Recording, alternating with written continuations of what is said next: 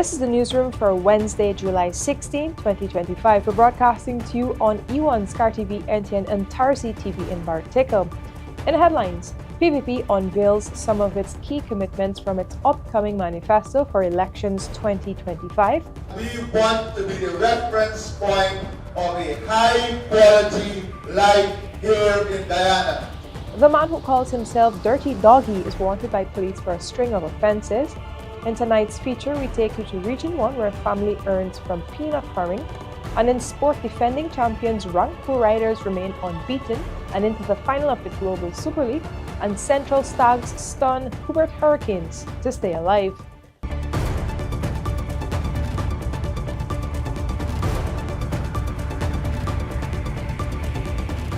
With the news, I'm Vishani Raghavar. Thanks for joining us.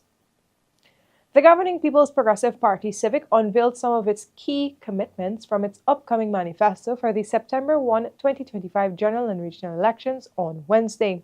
President Dr. Irfaan Ali and Vice President Dr. Bartica unveiled some of those plans for a second term in office during a manifesto consultation held at the Ramada Princess Hotel. But what is important is that we want to be the reference point of a high-quality life here in Guyana, in which our citizens will enjoy a quality of life that is second to none. So it is about building the framework. It's about creating the opportunities and investing in the key areas that are critical for the advancement of our country. We want to spend as much time as possible today talking about the future, letting you understand what are the critical things we want us to pursue together as a people.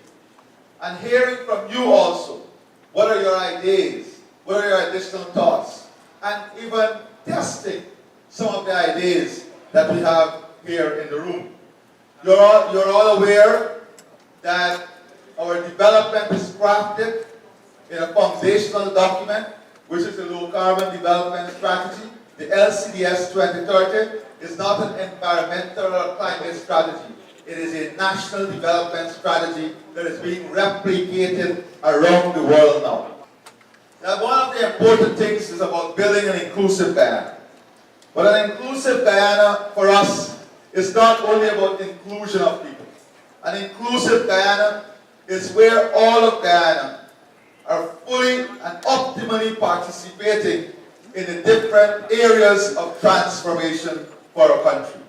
For us, it's about economic inclusion, financial inclusion, technological inclusion, inclusion that will see every segment of the Guyanese population participating in investment opportunities, creating a social framework, social development that includes all of our people, moving towards a quality of life, political inclusion, people inclusion. And when I say people inclusion, it also involves our diaspora.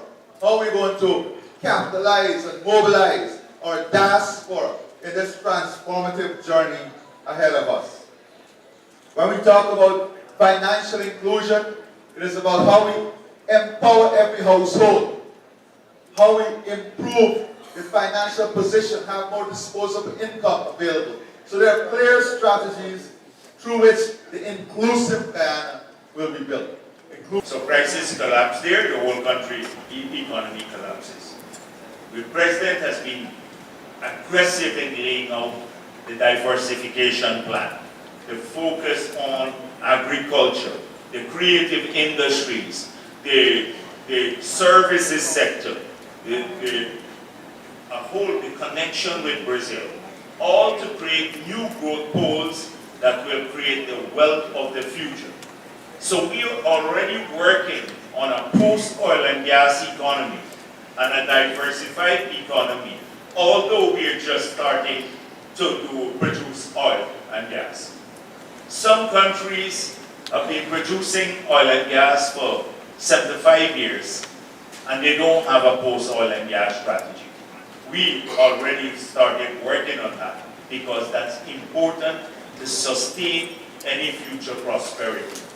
It's important so that the prosperity doesn't become periodic or ephemeral. It disappears one day. That is sustained for generations to come. And so you can expect that to happen. Bradley Sampson, 35, who calls himself Dirty Doggy, is now wanted by the police for a string of offences, including savagely beating a woman in public with a gun. But who really is Doggy? The man Azruddin gave money to pay those who joined him on the road for nomination day Monday? Doggy is a US-based Guyanese who found fame on social media for his outspoken, expletive-laden posts, and that fame landed him in Azruddin Mohammed's camp. But we'll tell you more about him in this report. Bradley Sampson, 35, who calls himself Dirty Doggy, is now wanted by the police, including savagely beating a woman in public with a gun. But who really is Doggy, the man Azruddin gave money to pay those who joined him on the road for nomination day on Monday? I'm working with instructions. When my boss give me instructions, I carry it out. Okay? Doggy is a US-based Guyanese who found fame on social media for his outspoken, expletive-laden posts. That fame landed him in Azruddin Mohammed's camp. Azruddin Mohammed wants to be president of Guyana, and by his own admission is using his own money, which the US says he acquired from bribery and corruption in his family's gold business, leading to sanctions. That money is what he's using to fund his campaign, and from all accounts, he has been using Doggy to organize his affairs. In one video over the weekend, Doggy said he was responsible for selecting Kitty Roundabout for the kickoff of the march to the Humaniana for nomination day. Do you understand me? I call the shots. I make the decisions. Several other reports confirm that Azruddin paid supporters to prop up his showing on nomination day. One person said Doggy was the one mobilizing. He hired them. I'm not running a Mickey Mouse show. I'm not running a little clown show out here, okay? Once you walk in under me and I employed you, you will respect me as your boss and you will respect me. Okay? Once it's work, it's work. One of Azruddin's biggest supporters, Fatah, went on a Facebook Live to indicate that those who were hired had their names written down in a book. They would be paid $50,000 to be out in the streets on Monday. But she claimed many others turned up at Coffee Square to demand payment, but she wasn't so sure their names were in the book. Tomorrow you're going to talk about it, you're going to call and talk to Doggy and think, enough y'all go to half y'all go to your name in the book. Your name in the book. Your name is in the book. Y'all, we're sitting in my party. Y'all going to tell them like a scene. People that go to phone and tape it. And y'all say, I come in the box of Cossie, and you come. Jump on the box of Cossie for $50,000. The man's a millionaire. He could pay you that money. When Azruddin and his party were publicly shamed for leaving a sea of trash along the seawall, Doggy was the one who was used to organize the cleanup. Then, it was time to pay the workers. In signature style, he used Facebook to get his message across. I employed like 4 to 5 persons to work on the water truck. I employed 4 to 5 persons to work on the water truck yesterday. You guys could let him meet me at coffee at 12 o'clock for the payments, okay?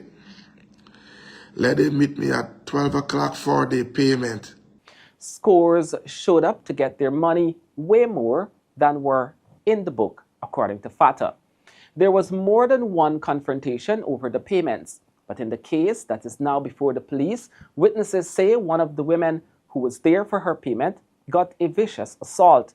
Doggy struck her, brandished his gun that he doesn't have a license for, and aimed it in her direction. By nightfall, the Guyana Police Force issued a wanted bulletin listing a string of charges: illegal firearm and ammo possession, assault, threatening language, and disorderly behavior. Doggy earlier said that those who worked for Azruddin Monday were paid.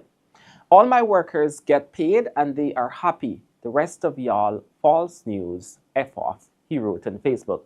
Yesterday's altercation was reminiscent of a similar incident in May at the same venue for which Doggy and another of Azruddin's organizers Brianna Fatogori were charged with inciting persons to commit a felony.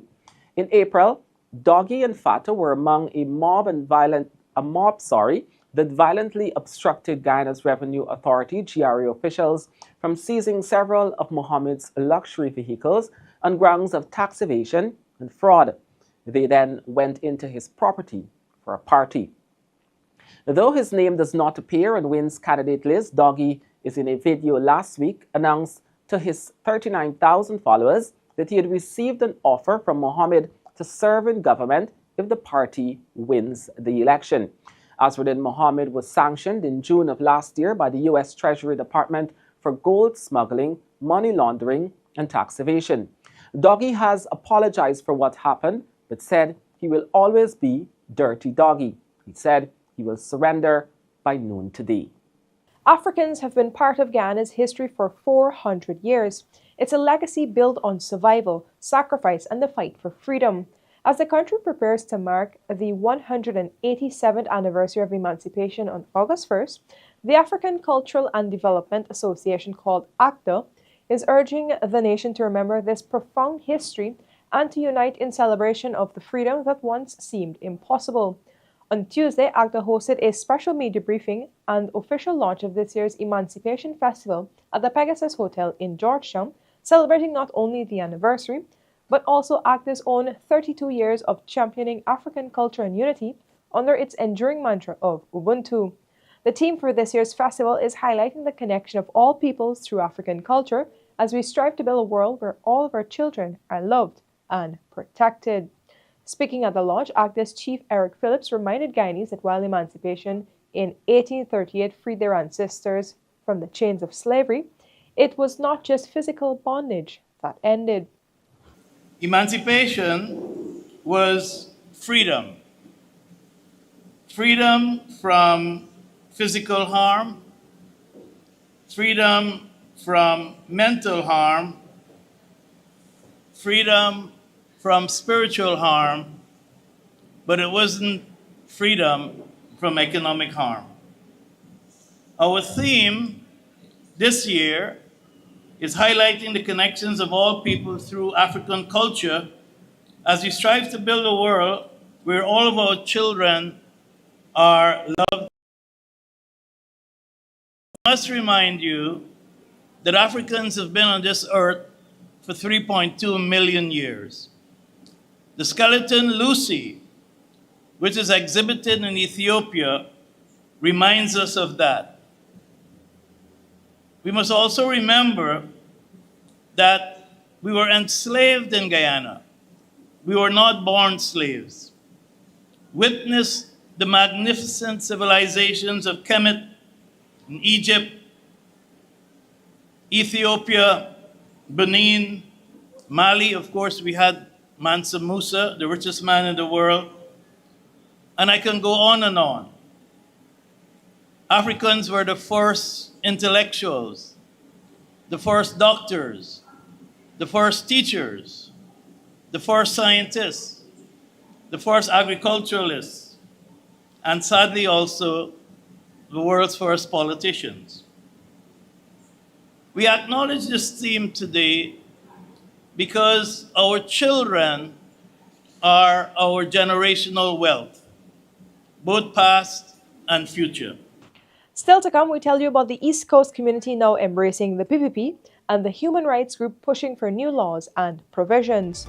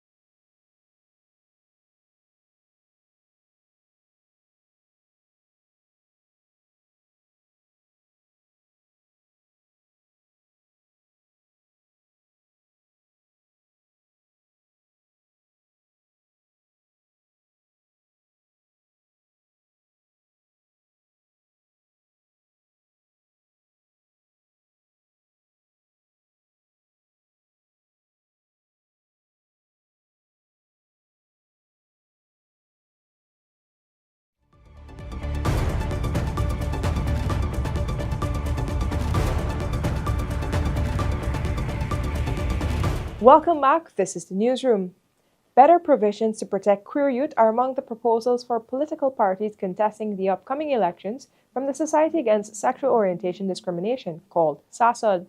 On Wednesday, the group made public the demands of its LGBTQIA+ manifesto 2025 and said it will be seeking support from political parties contesting the elections.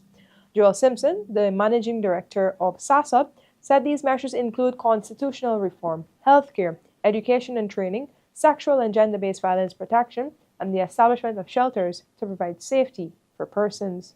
The 2025 LGBTQIA manifesto comprises what I want to call 10 minimum priorities that fall under 5 broad thematic areas.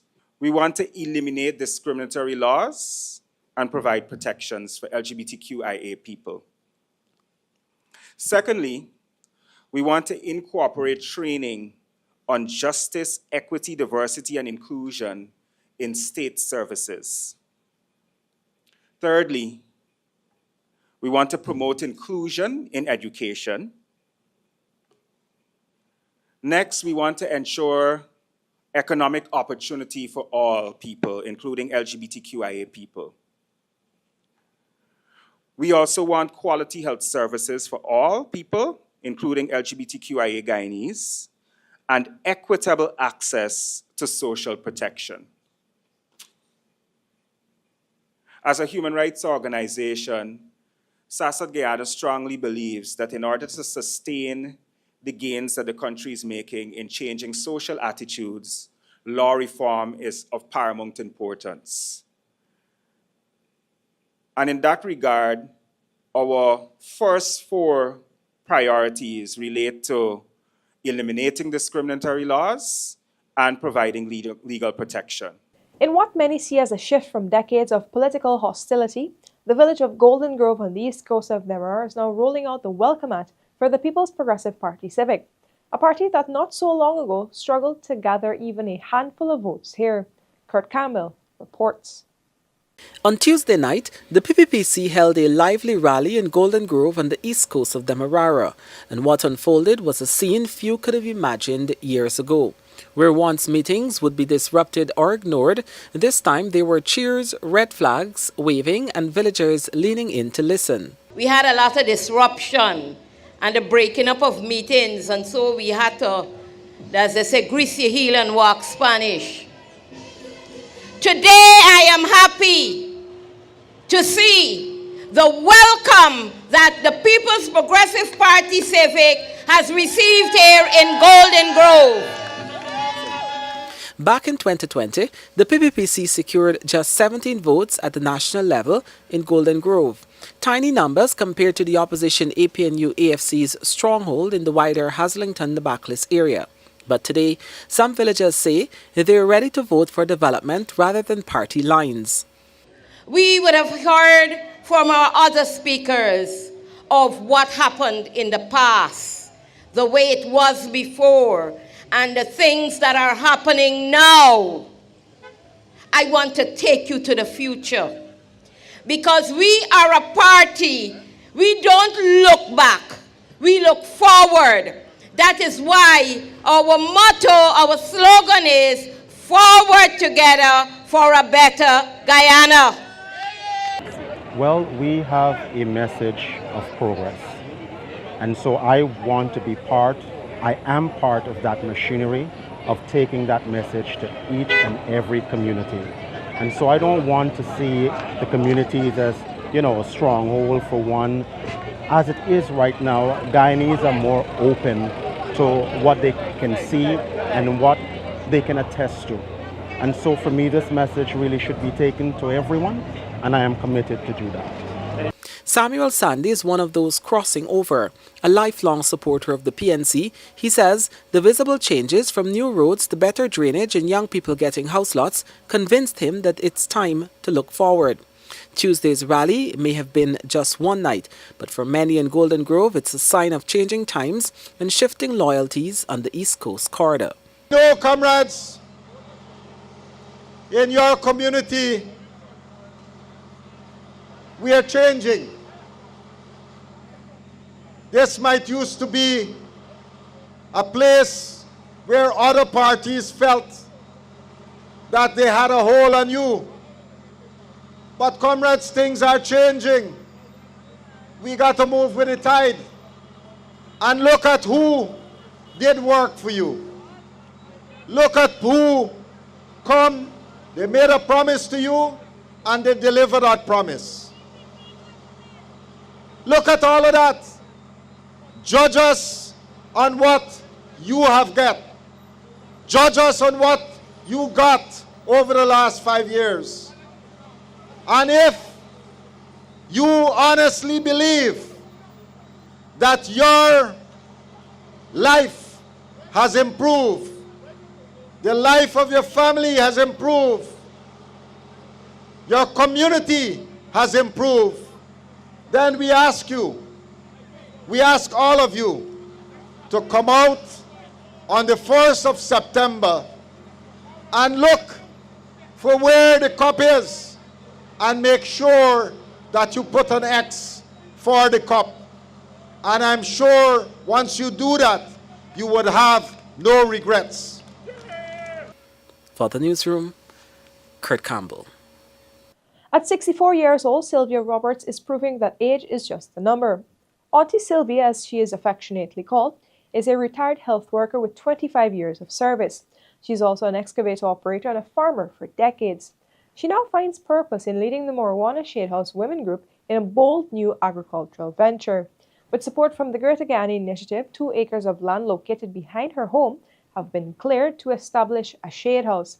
The facility will be used to cultivate celery, pepper, and other crops. I was farming from since in the 80s, right at Moruana there.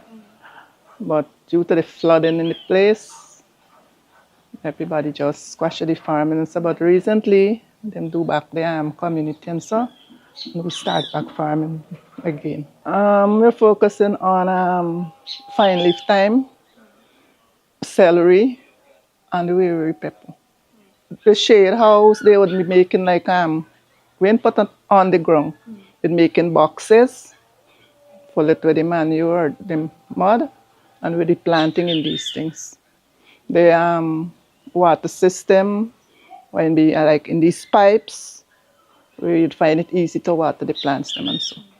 Well, we have a group of at least, I think it's 7, because some fall out and new ones come in. And I think it would help us, because when we start selling our produce and so, we would get an income. Our plan is to make a seasoning, right? A 3-mix seasoning with the thyme, celery, and the weary pepper, something like an all-purpose seasoning. That is our plan. And beside that, we plan, we work on that for the first, and we would see what other produce we could plant. Okay, right? I'm feeling glad because I'm a lady, don't like to sit down, I like working. I like work, farming especially, because I just plant my little produce, my little greens and so, I don't have to buy. Yes, I was a community health worker for 25 years. I retired was in 2015. And I know as me as the leader for the group, right? And the group members, I think we'll do a good job. We tell you now that deep in the hinterland area of 7 Miles Branch Road, Region 1, peanut farming is more than a source of income. It's a lifeline. For them, it became a lifeline guaranteeing that they provide for themselves one day at a time. 7 Miles Branch Road is a quiet hinterland community in Region 1, Barima, Winey. It is the place Winifred and Kareem Cipriano call home and raise their family.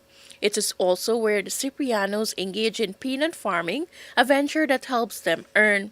With no fancy tools or equipment and just a few seedlings, they began planting in April 2025.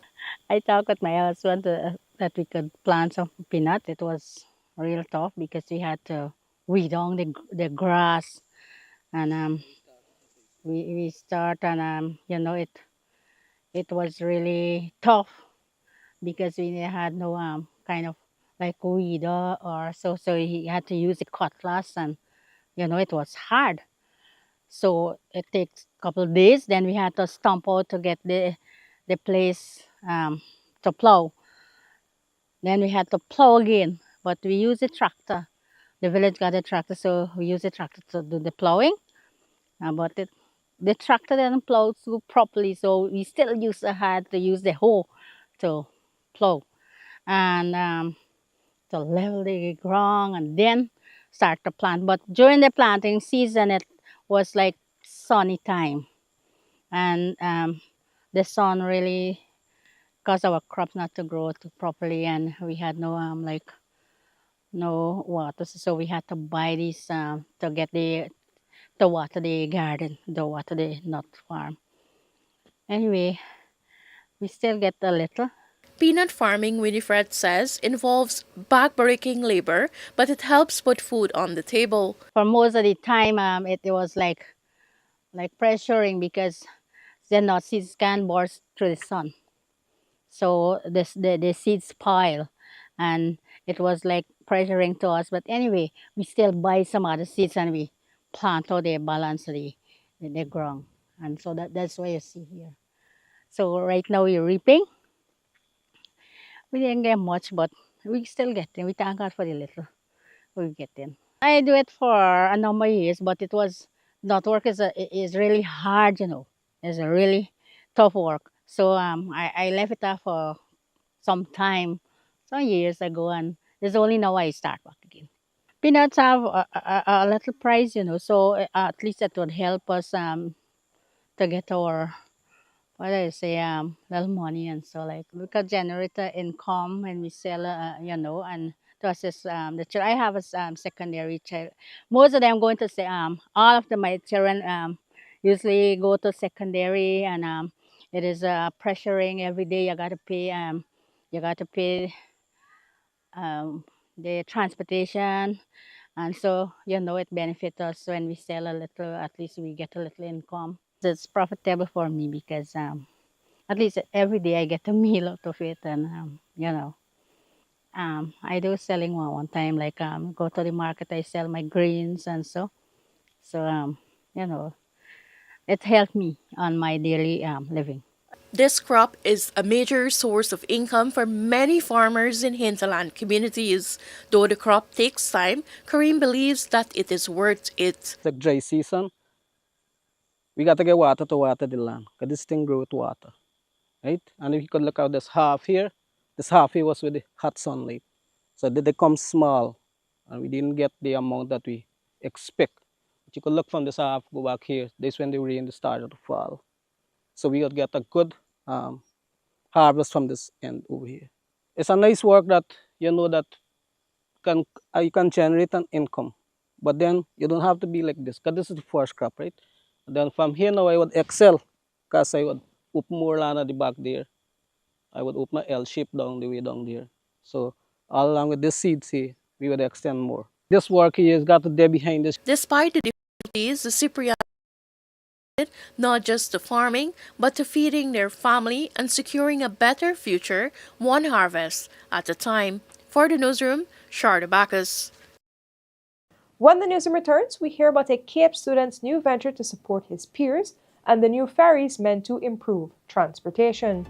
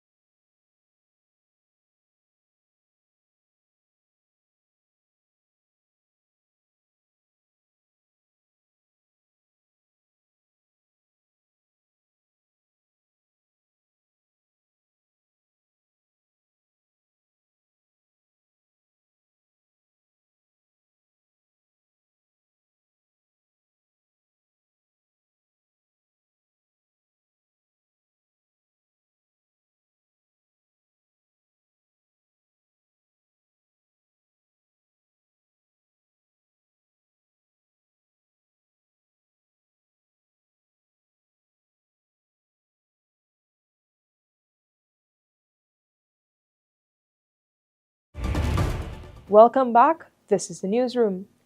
Dave Chowty, a student of Queen's College, developed the MAPS program to make learning and career guidance simpler. Chowty told the newsroom that the program is focused on mathematics and making topics easier for students struggling in this area. He was able to establish this project, which had 39 students, through the support of the school and the Ministry of Education. MAPS is a program designed to help students move away from the cramming process that they usually undergo with math and help them to involve in critical thinking. It's a twofold program, so what I did is that I wanted to engage students in that critical thinking process, as well as give them exposure to career guidance from professionals here and in the Guyanese diaspora. I had to seek the necessary permission from Queen's College, the ministry, and then we had to, once I got those permissions, I started to organize my resources.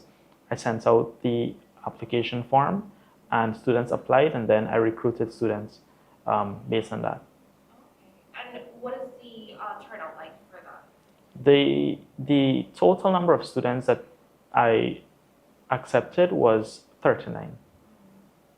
And these are students solely from QC? Or? No. The students come from a wide cross-section of schools across Guyana, including schools like Suicide, Westdem, the New Central High.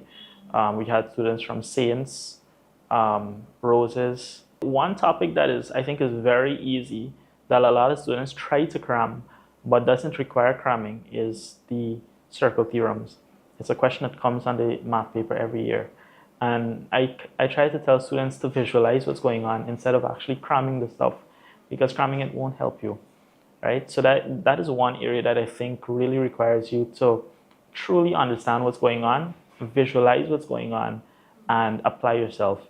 I tell students a lot of times that math isn't really about calculating things, it's about finding patterns and putting things in different places and perhaps rearranging it into a form that you really understand.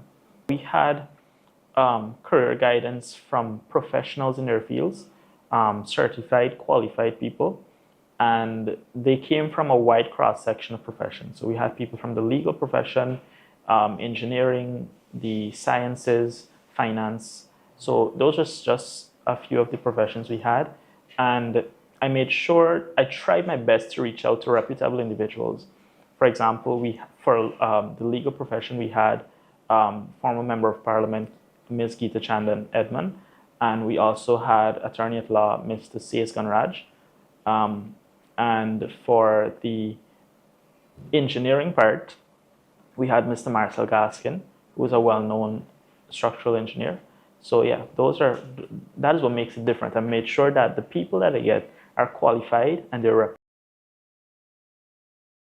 what I realized, and for myself, there wasn't enough information available to me as it relates to the college application process and the trajectory that I should take to get into colleges in the US, which is something that I want to personally achieve. I want to go to a college in the US. And I feel that that same need was shared by other students. So what I did is that I contacted students that I knew who were over there. Anaya, Joshua, they're both at Stanford. Zane, he was at USC. And Alexander, she's going into Northwestern. These are top universities in the US. And I asked them to share a bit about their journey, what they would have done to get into those colleges, what is the college application process like, and of course, what opportunities are available for financial aid or scholarships. Because as we know, a lot of students in Guyana may not be able to afford opportunities like that. And I think a lot of people think you got to do a lot of subjects to get a scholarship, but there are many other avenues available to get a scholarship to go overseas. I see MAPS becoming exactly what it says it is. I want to travel around the map of Guyana.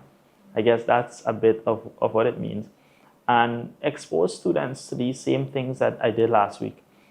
A bit of critical thinking in math and career guidance. Chief Justice Acting Roxanne George has ruled that President Dr. Fanali's confirmation of Clifton Hicken as Commissioner of Police, even after he turned 55 years old, was not unlawful. The ruling handed down in the High Court brought clarity to the legal challenge filed by Troy Garraway represented by attorney Dexter Todd. The applicant had questioned the legality of Hickens' substantive appointment after he reached the retirement age for public servants in 2023. In her decision, the Chief Justice found that President Ali acted within the scope of the law when confirming Hicken, noting that there are no legal provisions in the Constitution that prohibit the appointment of a police commissioner beyond the age of 55. As part of her ruling, she awarded costs amounting to $500,000, $200,000 to the state, and $300,000 to the top cop. The costs are to be paid on or before the 29th of August 2025. The state in the argument maintained that the Constitution Prescribed Matters Act allows for the extension in office of the Commissioner of Police beyond the age of 55 up to 60 years. Following the ruling, Attorney General Anil Nandlal offered some comments during his Issues in the News program. It would be recalled that Mr. Hicken was appointed to act in the office long before he reached 55 years. And upon him approaching his 55th birthday, an extension of time was granted for him to continue to serve in office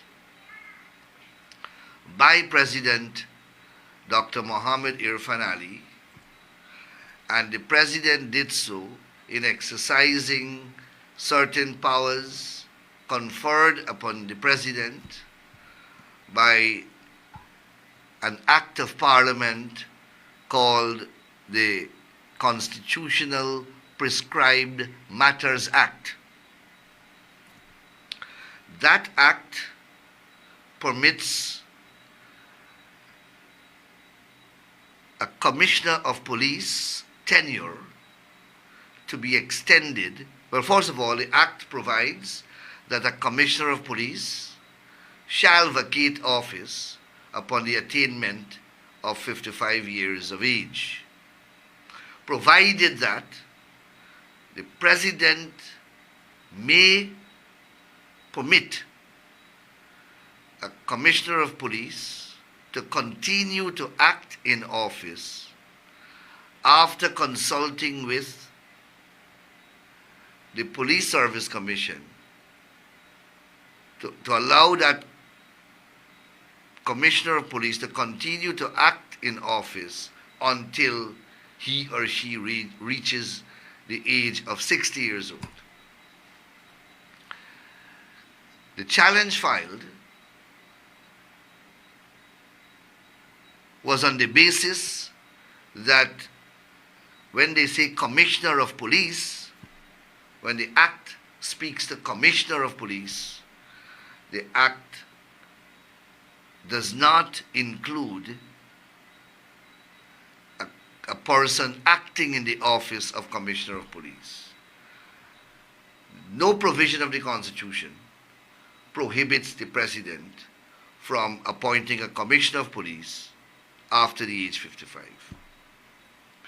It is this Constitutional Prescribed Matters Act that says, and this Act also does not prohibit the President from appointing a person to the office of Commissioner of Police after that person attains 55.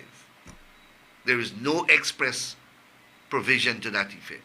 What the section says is that a police commissioner shall vacate office at age 55.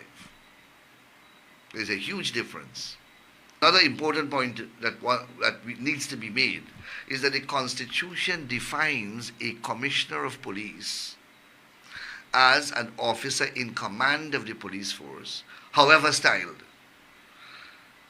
So whether he's acting, the Constitution also says that in relation to any office, whatever rules apply to the substantive holder of that office applies to anyone acting in that office. So the combination of those two constitutional definitions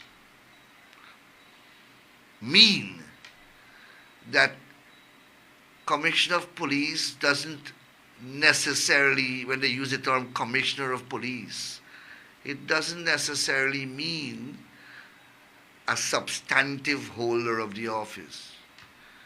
And our submissions were upheld by the learned Chief Justice, and the learned Chief Justice ruled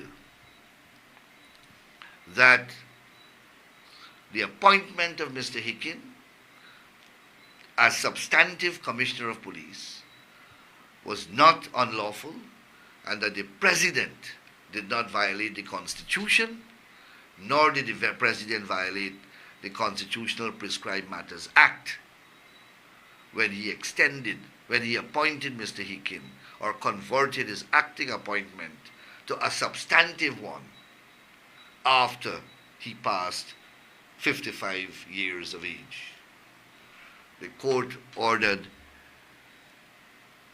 the applicant, Troy Garraway, to pay a total of $500,000 in costs.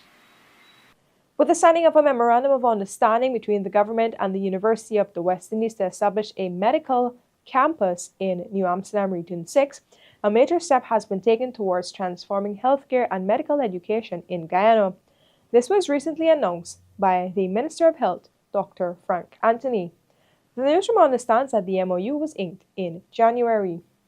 Once we move this hospital across to the new one that we'll be building, this whole campus here, the intention is to convert this into a campus for the University of the West Indies, where we'll be having a medical school here in New Amsterdam, and the new hospital would serve as the teaching site.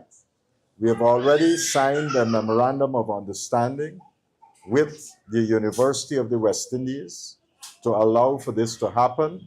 So once we build that, you move across, and then you will have this campus being built, where we'll now be able to train medical students to become doctors, pharmacy students, nursing students, all would be trained here, and they'll utilize that new facility for some of their training. Down the road, you will have your new training school that we are building, especially for nursing, and that would be able to train in excess of 1,000 nurses in any given time. We'll have modern classroom, lecture rooms, simulation labs, and a whole host of other things that we'll have there. So what you will see is a total change in what healthcare looks like for this region. Now when the newsroom returns, the financial, weather and bridge reports along with sport news. Stay with us.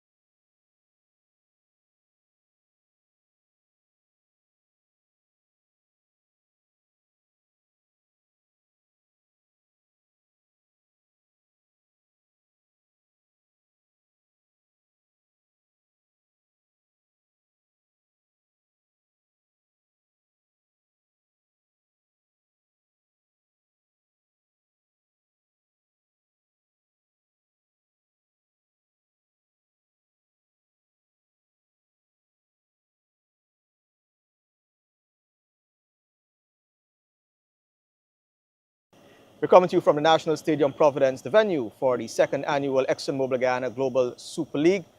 Match 8, done and dusted. The Rangpur Riders, defending champions, defeating Dubai Capitals by 8 runs and into the final set for Friday, July 18th. The Rangpur Riders batted first and made 158 for 5, 36 from Somya Sakar and 34 not out from Nurul Hassan, but the real impactful innings came from Iftikhar Ahmad, 41 not out of 32 deliveries. Amongst the wickets for Dubai Capitals, Dominic Drakes, 1 wicket, Gulbuddin Naib, Rohan Mustafa, Qais Ahmad and Shakib Al Hassan also picking up a wicket each. Dubai Capitals in reply, 150 all out in 19.2 overs, 27 from Sandri Krishnamurti, Sedukula Atal made 38, 22 from Dominic Drakes and Qais Ahmad towards the back end of the innings, 18 of 8 deliveries. Bowling for Rangpur Riders, 3 for 20 for Saif Hassan and Khalid Ahmad, who was enjoying a wonderful tournament here in the Caribbean, 2 for 14, 1 each for Kyle Mears, Iftikhar Ahmad, Azmatullah Omarzai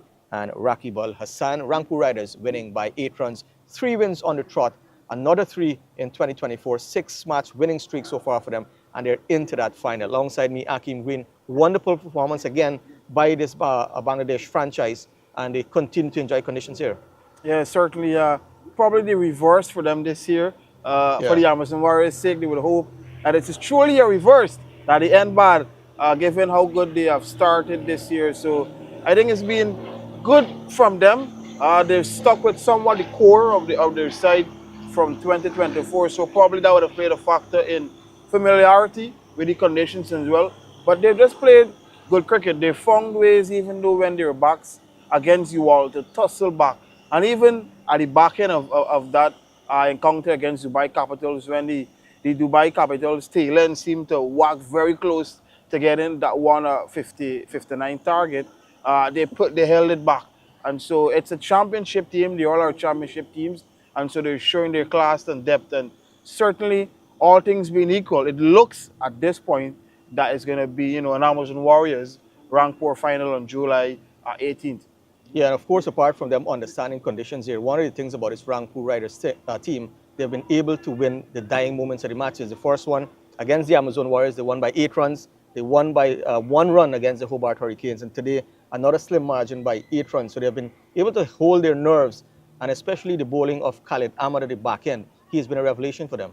Yeah, certainly. So apart from that, you look at how they would have lined up at the bat. You know, that knock from SKAR, it came down at the end. And so it just goes to show that there were some decent knocks at the top. But they're playing as a team, to put it simple. It isn't the one mark. There's some persons who have been consistently stepping up.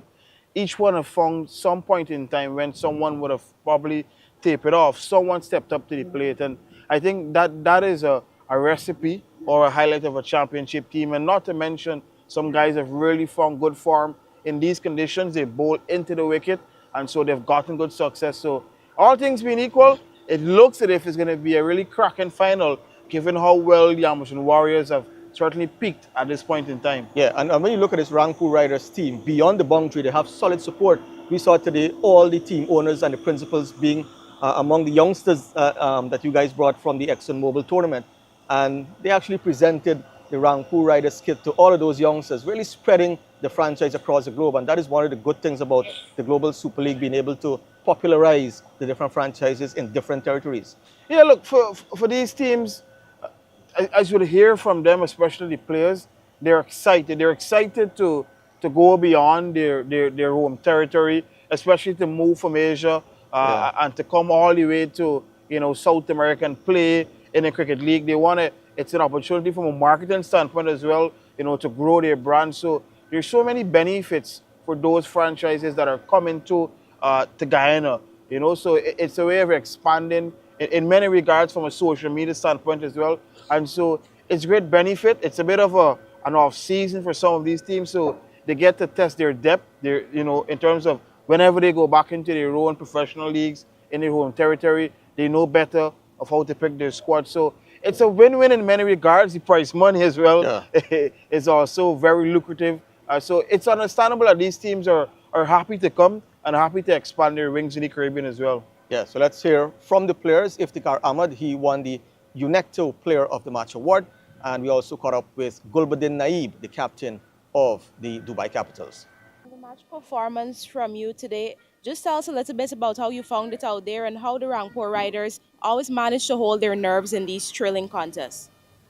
हाँ बिल्कुल ये आज का दिन एक हमारे लिए खुशी का दिन है क्योंकि आप हमेशा की तरह फाइनल में पहुंचते तो आपको मोटिवेशन मिलती है और जिस तरह मैंने पहले कहा है कि रंगपुर ऐसी टीम है कि उसने हर एक कोने को कवर किया है, जैसे ऊपर से लेके मिडल से लेके लास्ट तक, और बॉलिंग में भी आपके पास हमारे पास हर किस्म की वेरिएशन है. Actually, he said that our the team Rangpur Riders is the good team, and they are the planning for the every match, for the match by match, and we are have the till 9 the death batsmen, so they are closing partnership, and he is happy like there's the champion team, and he played for this tournament, and he is very lucky for the good partnership also with our captain. So it's a good match, and we reached the final. This is proud. Right, 158 runs at the halfway stage. You thought you had enough runs to defend? जी बिल्कुल, जिस तरह हमारी bowling है तो हमारे लिए 158 runs मेरे ख्याल में काफ़ी थे, और बीच में उन लोगों ने अच्छा मतलब पार्टनरशिप लगाई, मगर हमने उनको ना घेरा, क्योंकि हमारे पास ऐसी बॉलिंग है कि हम हर किसी पे ट्रस्ट कर सकते हैं और हर टाइम उसको लेके आ सकते हैं. Yes, 158 run is a good score for us because our bowling is very good, and we have a quality spinner and quality pace bowler. That Khaled is there, so.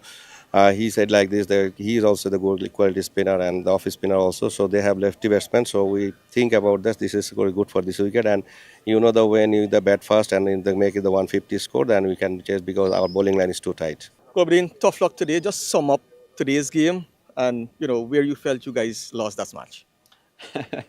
If you look the tournament straight, so it's like you can't chase easily on this kind of surface.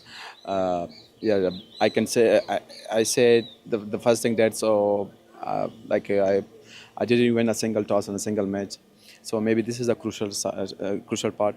And you're like what you planning for the game, and you looking for the time. But yeah, toss is not in our hand, but you to do what team needs, what's the requirement, like what's the scenario in the match, and yeah, we missed like a lot of things in the last 2 games, and today game was absolutely, we are very close, very close, and it looks like we are chaseable, and like the guys are like came they're in the proper mind, and they did with their fully potential, and they give 100% to the team. So I think it's very tough. It's not easy in this kind of condition. You're playing this kind of league, a short period, and you're playing with good teams, like quality teams, like every team, like they have legends players, like you can say. So yeah, if you look our stats, we did not well, but yeah, it's very tough in this kind of short tournament.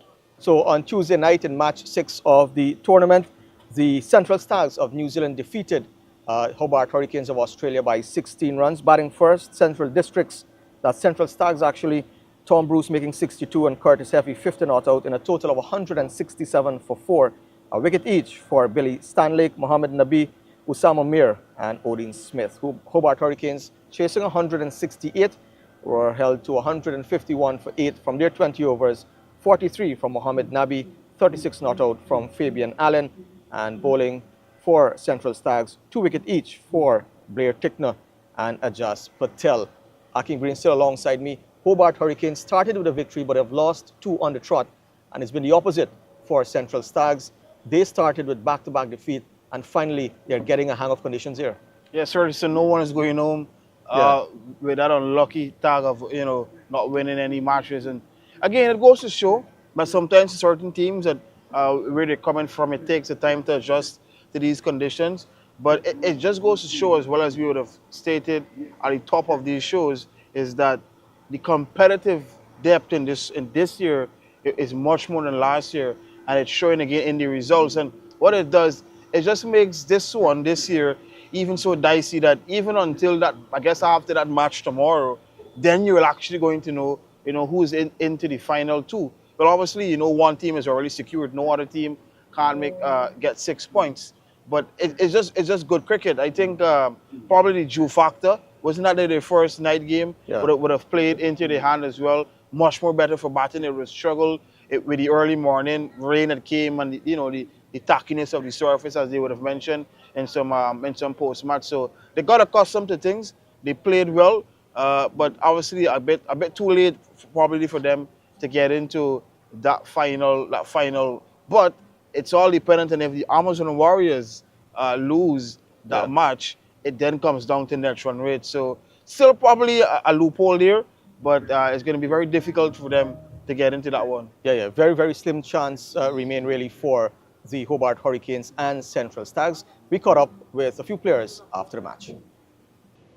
Curtis, first of all, congrats on the Man of the Match award. Tell us a bit about your innings today and what was your mindset?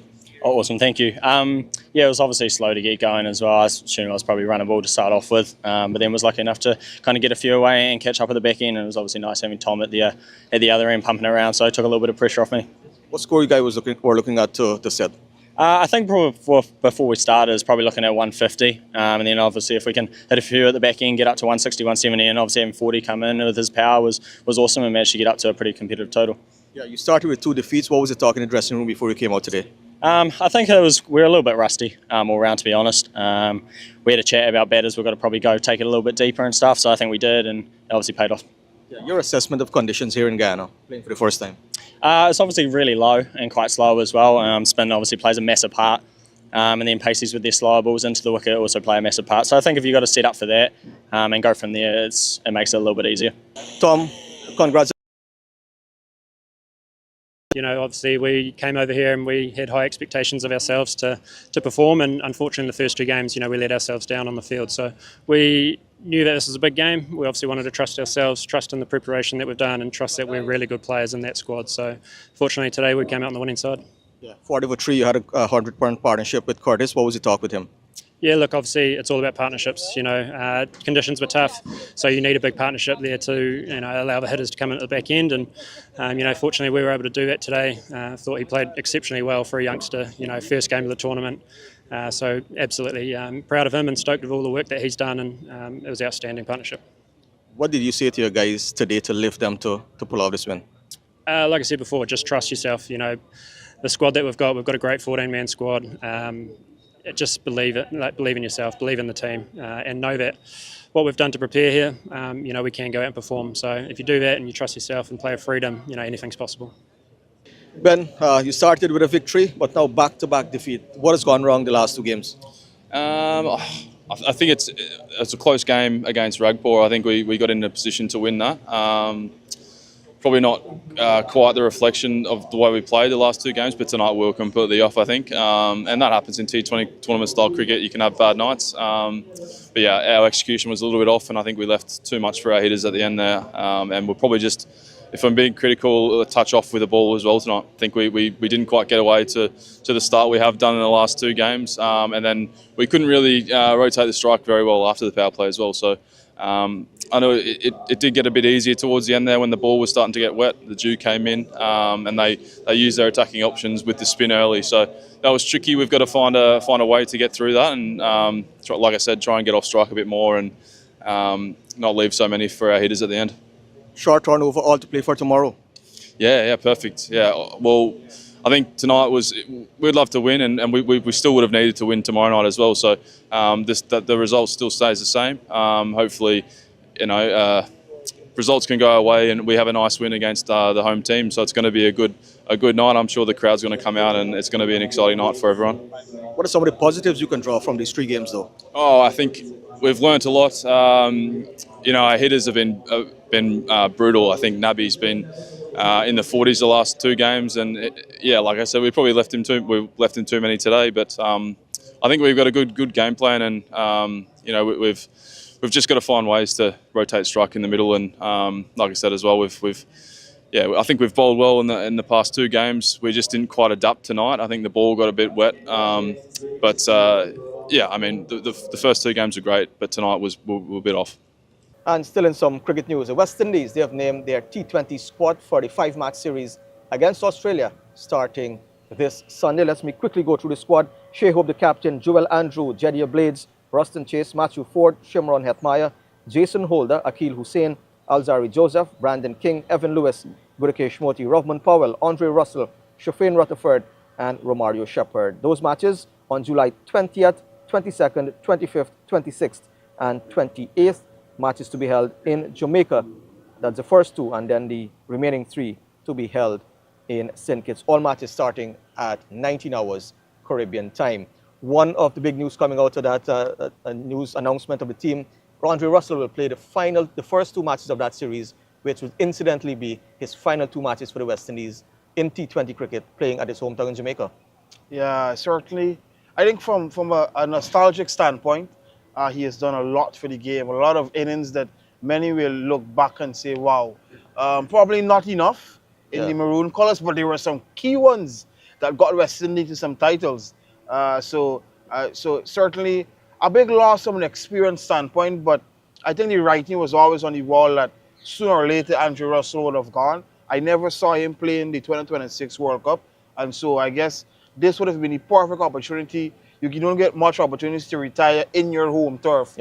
So probably he would have taken it now. And I think looking ahead, I think a guy like Romario Shepherd should probably have to look at this as a coming of the age, because I believe when you look at what Andre Russell did for West Indies and you look at what Romario Shepherd does, he probably is a true now the like-for-like full-time replacement, even though Shepherd is somewhat a fixed asset in the West Indies team. But now with Russell gone, I think Shepherd's bowling is going to have to, I guess, improve a lot. And I think West Indies probably now is really looking into a new direction, because there's no Russell is gone now. Obviously, the likes of Pollard and Ryan Bravo. As it stands, Johnson Charles probably has played his last match for West Indies and probably should have played his last match quite a while now. And I think a lot of the old veterans who have brought success have phased out, and it's now up to the younger ones. Also, Nicholas Pooran is not there anymore. So it's a new tier, a new generation in some regards, a new way, a new dynamic for the team. And hopefully they can get some success in these matches. They've been struggling, not just woefully in Test cricket, they've been struggling across formats in recent. And so hopefully they can get some inspirational performances from these 5 T20s as they look ahead to 2026 in Sri Lanka and India. We spoke with a particular fan here at the National Stadium, Providence, and he spoke about what West Indies cricket means to him and how sorry he was to see the decline over the years. But before we go to that clip, let's remind you that the Global Super League action continues tonight with the Ghana Amazon Warriors versus the Hobart Hurricanes. And of course, if the Warriors win that match, they go straight into the final on Friday to face Rangpur Riders. As a die-hard West Indian fan, what does West Indies cricket mean to you? Everything, all the games, yeah, all the games. I love West Indies team, but they make me feel really shameful the other day, man. When I see I come out my house, I'm watching the game now. Oh, everybody was throwing a stone at me. Everybody was throwing a stone at me. So, do you have a favorite West Indies moment that will always be, in your memory? Back in the days, even though in this time here, so when Shamar take a 5-0 and them kind of thing, as a Guyanese, he's make me feel proud, Not only as a West Indian, but as a Guyanese too. Yeah. I love cricket. And I will always love cricket. And I hope not to change from West Indies like I've done politically.